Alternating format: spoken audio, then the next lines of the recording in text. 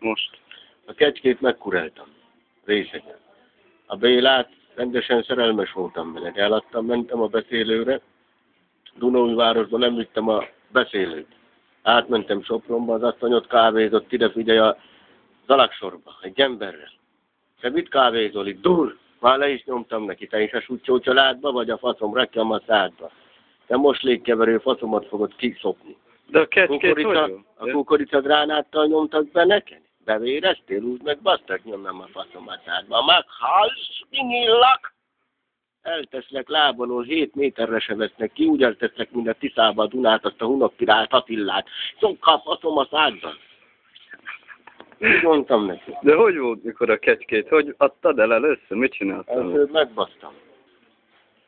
Benyomtam neki. Valatra rávertem a genyómat. Ráhokiztam. Most te tényleg felvettél, te buzigeci? Nem. Azért mondom. Nem szabad a csénk.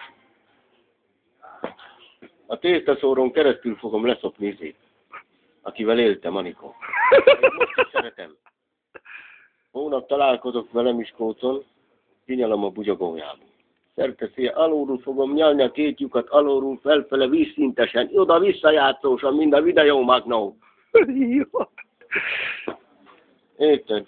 És ennyit mondtam a csajnak itt, a fácsa milókó piló, mama leckusza, opretéresz, a mangatéresz, a patrontáska, az isztárganam, haszma pucu, haszma kul, mura fasz! Jó. Ez már valami. Na, csap le, csacsi, mangatéresz, fasz.